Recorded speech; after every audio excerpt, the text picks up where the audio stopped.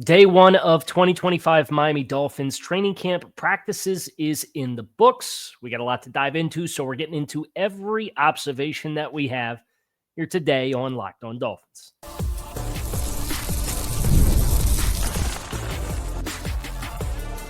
You are Locked On Dolphins, your daily Miami Dolphins podcast, part of the Locked On Podcast Network, your team every day. All right, Miami, welcome to another episode of Locked On Dolphins. It is your team every day here on the Locked On Network. I'm your host, Kyle Krabs, a lifelong Miami Dolphins fan, host of Locked On Dolphins, co-host of Locked On NFL Scouting, author of Touchdown Miami on Substack, and NFL staff writer for A to Z Sports. Want to give a special welcome and shout out to our everydayers because it is your team every day. We don't just say it, we live it. Here on the Locked On Network, today's episode of Locked On Dolphins is brought to you by Monarch Money. Take control of your finances with Monarch Money. Use code LOCKEDONNFL at monarchmoney.com for 50% off your first year.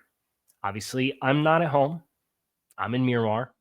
I just got back to my hotel for recapping day one of Miami Dolphins practice. And we have some injury stuff to get into. We had the Mike McDaniel presser to get into, Tua Tagovailoa, Austin Jackson, Jordan Brooks. These guys all talked after practice.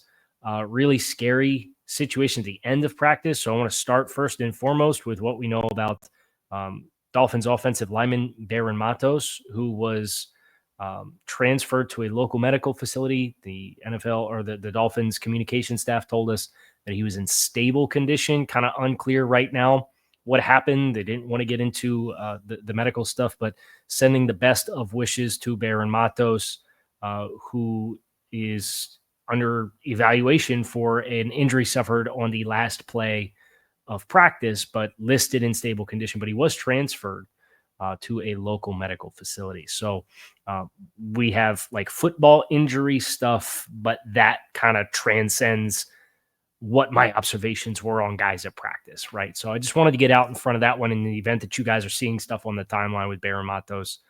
Stable condition, best wishes to him. But as far as this practice, Mike McDaniel spoke at 8:15, and then they were out on the practice field at 9, and it was a 90-minute practice, and it was very happening. There was a lot of individual periods. They obviously did some team stuff, but it was efficient. It was an efficient practice. And what I really liked, and it was something that I talked about before I got on the plane to come down here, was looking for a lot of the little things, right? There was a number of procedural stuff. First day of training camp, the cadence, false starts. They did sprints after practice. And Austin Jackson was asked about the conditioning and said, we're going to self-correct ourselves. If we're going to be making errors and we're going to take corrective measures and not effectively penalize ourselves to make sure that we correct those. And there's that extra incentive to correct those. And for a team last year that I remember the measuring stick from somebody that was there for the joint practices with Washington, talking about when practice was over, Washington ran conditioning and the Dolphins did not. They went inside, right? So day one in the rain, and it rained the entirety of practice. Like seeing some wet ball stuff, like seeing them have to operate through some adverse conditions, right? It's not glitz, glamour, dry grass. Everybody's super fast. We're going to do the track meet thing. You didn't get that sense through today's practice.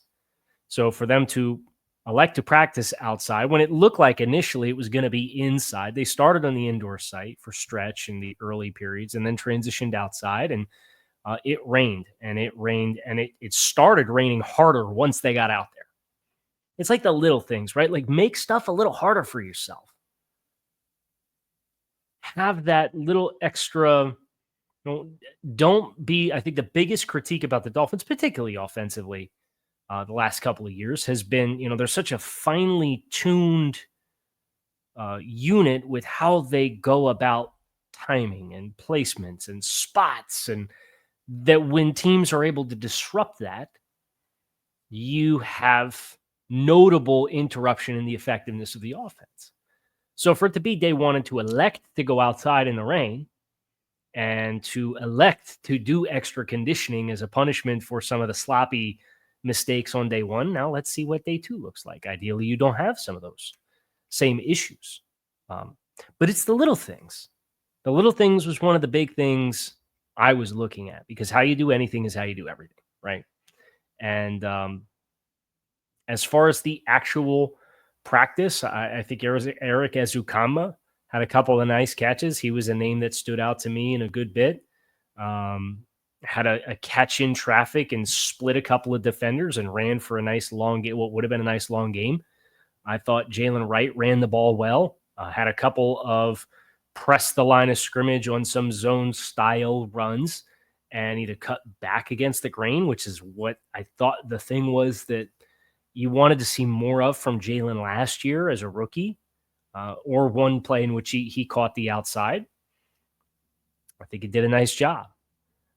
There were a couple of other guys from a build and body comp standpoint that stood out to me when we had a chance to be up close and personal with some of these guys. We were on the field at the ground level for the stretch portion of practice, and Keon Smith, he's obviously a guy who had all of the past year effectively to work on his strength and conditioning and body and frame. And he came out as a small school guy, right? Like I got my little handy dandy roster here.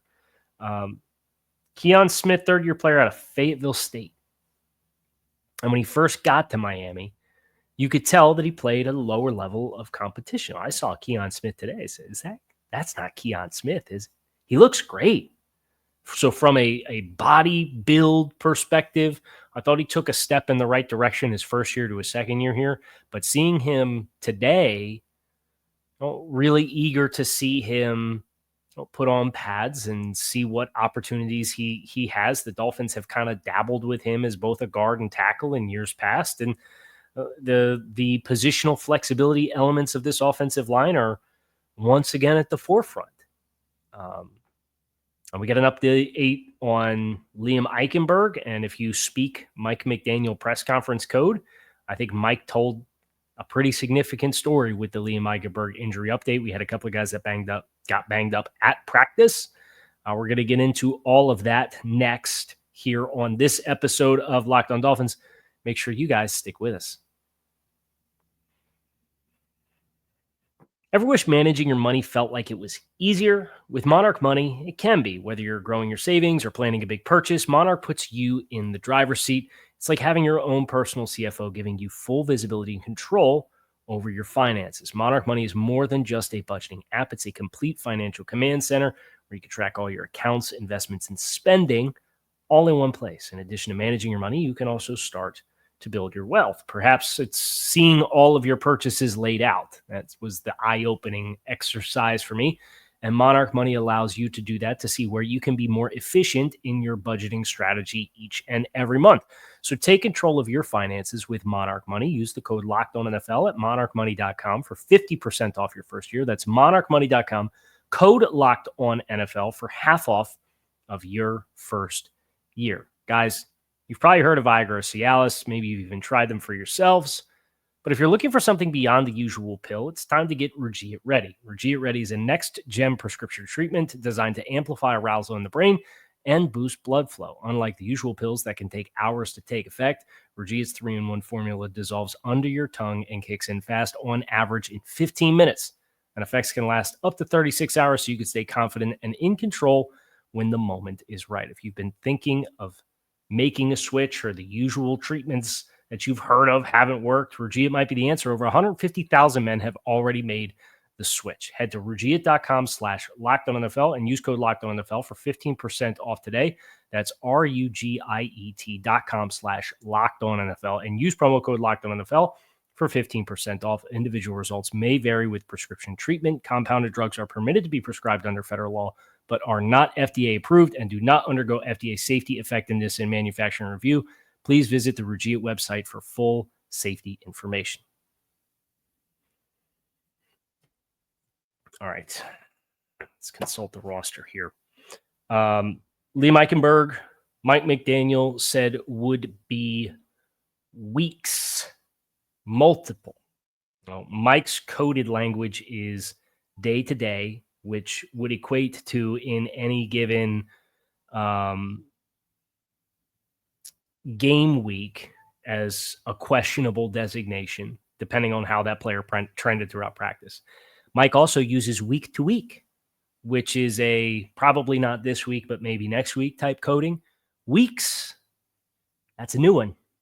Weeks is a new one, as far as he did say it wasn't expected to be a season-ending injury for Liam with what he's dealing with in the pup, but whether or not that is a start of the regular season, before that, to be determined, undetermined, didn't really give you a lot outside of that. But it sets the stage. It was the first reaction that I had was that the player that signed yesterday, who I didn't do a show on because I was traveling, we signed Daniel Brunskill. I've been asking for Daniel Brunskill for 2 years. I think it's a no-brainer type of signing. He was a UDFA in Atlanta in 2017, and then he played with in the AAF, and then landed in San Francisco in 2019 when Mike McDaniel was there. Actually started games that year, which was his first official NFL action at right tackle. I think he started 7 games. And then he's kind of bounced around. He's taken snaps at all 5 spots on the offensive line. Better depth player than authentic starter. But the ideal depth player and a good run blocker and well-versed and experienced in the scheme. And he ended up falling into starting the second half of the year last year once Lloyd Cushenberry went down as the starting center in Tennessee. Fired up about the signing. But with Liam missing an extended period of time, this now becomes a marquee opportunity for Daniel Brunskill to kind of assume that 7th offensive lineman role. And I consider the swing tackle to be the 6th. Could Brunskill play tackle based on his NFL experience? Yeah. Do you want to play him at tackle? No. So I say you have your starting 5, and then you have your swing tackle, I would classify, just me personally, as 6. And then your interior utility player would be 7. Brunskill, I think, is now looking at the opportunity to really seize the opportunity to become the utility player. And I think that's a big win for Miami, and I think it is an upgrade over Liam Eichenberg. Obviously hoping Liam fulls Healy, and if Liam's your 8, if you end up telling me that between your 2 new starting guards, Daniel Brunskill, Keon Smith can play guard, right? Larry Borum can play guard. You're looking at potentially Liam being your 9th offensive lineman or 8th offensive lineman and your 5th option at guard. I'm fine with Liam being on the roster in that case. I know a lot of people aren't, just because they have the trauma of some of the poor issues in the past and they want to move on, and I get that. But if you told me that Liam Eichenberg was your 8th offensive lineman going into the start of a regular season on the active roster, I'm good, right? And if we have the injuries that necessitate him to continue to play, well, then we shake our head and we try to break the curse, if that's the case. But that's the update on Liam Eichenberg. As far as Darren Waller, there is what it sounds like no injury with Darren Waller, but the team has kind of worked with Waller to develop a plan. And Waller said as much yesterday when he had his press availability, that they worked on a plan to kind of get him ready to have football calluses, because while he's in shape, and yes, he's been working out and doing high rocks and this, that, the other thing, all kinds of crazy stuff to keep himself in great shape, he hasn't been doing football specific movements. So Waller kind of teased it yesterday before he had his press availability, and then they announced at 4:00 he was going on the pup. There's no Darren Waller's hurt. It's, we need to put football calluses back on Darren Waller because it's been about 1.5 years since he did any. So, and Mike McDaniel affirmed that today, stating that it's part of their plan for unretired talent. So not a big concern there. Now, we did have a couple of guys. We mentioned Bear Matos already with what's a scary situation and hoping for the best for Barron. But Artie Burns reportedly left the facility. I did not see it with my own eyes, on crutches, got tangled up with, I believe it was BJ Adams was the other name. Those guys kind of got caught up and tangled up on each other. This was kind of the thing with Artie, though. And it's one of those fluke, freak, unfortunate things. But this has kind of been the book on Art. I mean, he has not played meaningful snaps in 5 years in the NFL, in part because he's been a depth player, but also in part because there's been some durability stuff.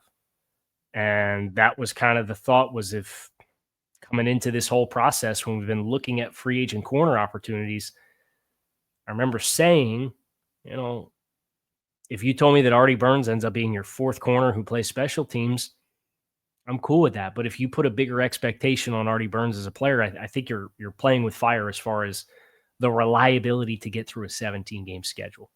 And we don't know if it's anything serious. We don't know if he just got something twisted or what. We don't know.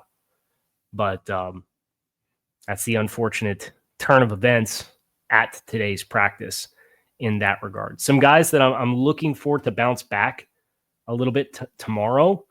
Jalen Conyers, who I'm very high on as a player, very excited about, the undrafted free agent, what his profile could be based on how he was used in college.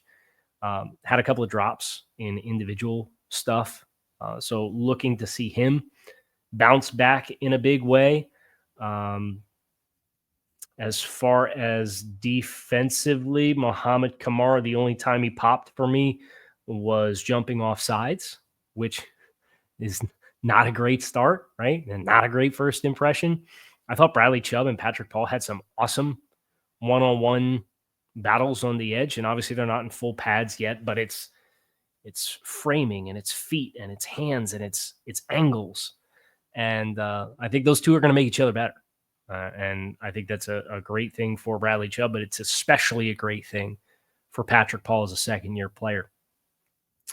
Jordan Phillips, I thought, had a couple of really nice reps showing the wrestling background that he has as far as leveraging his hands and how he anchors and his body posture position. All that stood out to me in a big way in watching him, not just in individual drills, but when they did do team stuff without pads. But without the pads element, it forces you to focus on your hands and your technique to be able to control properly. And it's was something that I thought stood out in a good way for Jordan Phillips. Minkah Fitzpatrick got rave reviews from pretty much every player that talked about him. He still did not talk. I know everybody's freaking out about that. Really just kind of seems like he's a private, personal guy. Obviously doesn't post a lot on social media. Don't know why he hasn't spoken yet. I don't know, and this would all be speculation. I don't know if he's trying to properly calibrate how he wants to articulate his experience and his return. But Mike McDaniel in the press conference said when you're talking about trading for and acquiring a player, it is status quo, and I'm paraphrasing here, status quo, to make sure the player you're talking about trading for wants to play for your team. There is no concern about Minkah throwing his hands up and not wanting to play with Miami. From everything that I've heard, both publicly and privately, from seeing how he interacted with his teammates and him being out there on the practice field, and he was very engaged and very communicative on the back end already, which I think is probably going to be his book, right? They remade the whole safety room.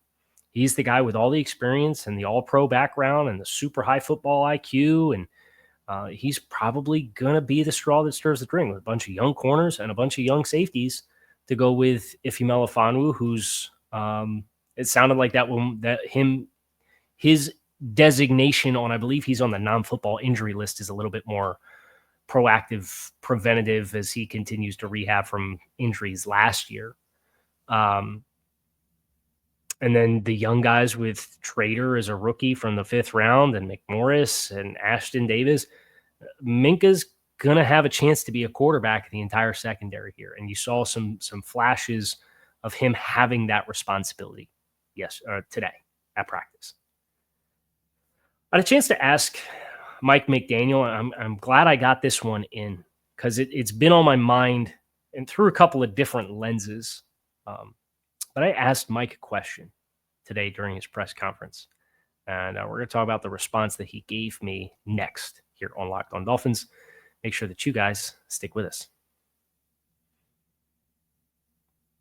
Fantasy football, like football, is back. Fire up the group chat, get your draft board ready, and buckle up for a season filled with breakouts, busts, and all the overreactions that we all live for each and every week. It all goes down on Yahoo Fantasy. This year, me and Locked On Dolphins are playing Yahoo Fantasy, and you should too, whether you're a first-timer or a veteran making your millionth league. Hopefully all not for the 2025 season. You could celebrate 28 years of fantasy greatness with Yahoo Fantasy. Yahoo Fantasy to celebrate is dropping 28 big new features over 28 days, giving you more ways to play, more ways to draft, and more ways to win. It all begins on August 4th. Stay tuned and get started by creating or joining a Yahoo Fantasy Sports League at yahoofantasy.com/LockedOnNFL. That's yahoofantasy.com/LockedOnNFL. And let's make this fantasy season the best one yet. So the question I had for Mike McDaniel, it came about 26 minutes into his opening presser of training camp, was you have a number of new faces offensively. And in the spring, Mike mentioned that he has a quarterback in Tua Tagovailoa who is working on the consistency of his mastery of the offense. And I asked Mike, how in your mind do you walk the line of balancing those two things? And how can those two dynamics help one another? And I really enjoyed Mike's insight. And the question was a multi-pronged thing. It's the chemistry, the passing. When I asked Tua a question like that last year at training camp about throwing to new guys and what the process is like of developing the trust. And it's always hard when you ask a press conference question because you only get one chance to phrase the question. And if you don't phrase it right, they might not interpret what you're asking for. And I didn't really get the kind of the angle from the Tua question last year that I was interested in finding out. And it was tied to not just Odell Beckham, but really like Odell doing sprints on the far practice field for the entire week and a half that I was down last year, right? But Mike took it through the lens of passing game chemistry. And I'm glad that he did that because it was a nice follow-up to the question that I asked Tua last year. But I also think about this question, and I want to ask some of the guys while I'm down here, like just on the offensive line, right? You don't have any two players playing next to one another that were playing next to each other last year. Austin Jackson's back, but the guard's going to be different next to him. And then Aaron Brewer's back. He did not participate today, but he had like a weighted vest on. He didn't start on the pup. And we'll figure out more about Aaron next time Mike talks, which will be on Friday. And then the left guard's going to be different because Robert Jones was the left guard last year and he's no longer here. And then you have a new starting left tackle in Patrick Paul, even though he started a couple of games for you last year. Right? Not a lot of continuity. And this offensive line and the offense and the protection tools, for example, like at the line of scrimmage, if you anticipate you're going to get hit with the pressure, you have protection calls that allow you to adjust where you're setting or setting on one player and then releasing to block somebody else to kill their momentum and force the slower player to have to start from momentum. And that's the one that's kind of unblocked by design, but you give them a bump in the first, all kinds of stuff, right? And it's like, how do you know what's going to be available? Like, how do you walk that line of here's everything we have at our access. You as the quarterback, you're trying to maximize your bandwidth within the offense, but the guys around you are just learning this for the first time. So that's how I'm going to continue to try to explore this question that I have as far as how you have that delicate balance. But Mike, in answering the question, talked about, got into the passing game elements of it being a timing and precision-oriented offense where the quarterback throws a ball and the receiver runs a route and, the quarterback's expecting you to do one thing, but maybe the receiver runs his route a different way and you don't connect on the pass. And if you don't have that communication for that individual rep of why, what was supposed to happen, what was the route leverage, then the quarterback will adjust based on the receiver, but the receiver will adjust based on the quarterback's throw, and you will continue to have disconnect. So it really leaned into the communication importance of the passer and the receiver to not only understand the why of the play and the design and what defense you're attacking, but then to, once you establish the why, get into the quarterback being able to read the body language of the receiver. And I think back to Malik Washington running some routes last year where he's at the top of stems and he gives a little bit of a nod inside and then breaks his head back inside on these narrow posts and glances, and Tua's putting it right on him because he's feeling and seeing when Malik is setting the hook by pushing outside to then break and create the extra half yard of separation. And that was in practice, and that built with Malik throughout the year. And then Mike talked about how, you can, as you learn to go beyond the why and you understand the body language, then you can get into kind of the catch radius of each and every individual guy. And he talked about one of the other things I talked about at the end of the show before I came down here, which was, I guess was at the beginning of the show. Being results-oriented now in training camp is going to be a very unfulfilling process. And it's going to be a very unfulfilling assessment of the way that things are happening. And Mike said, I'm not disappointed in the first week of camp if there's a disconnect on a play. I'm disappointed if you don't take the measures afterwards to correct the rep. And I can't judge the result of the play because that's part of the process of walking the line between a quarterback who's trying to master his offense and some new pieces around. That's going to do it for us here today on the show. Dolphins back on the practice field again tomorrow. I will be there, and I hope you will all come back and meet me here as we talk about the things that we saw on the second day of Miami Dolphins training camp in 2025. Kyle Krabs, keep it locked in right here, Locked On Dolphins. I'm out of here. I'll talk to you again soon.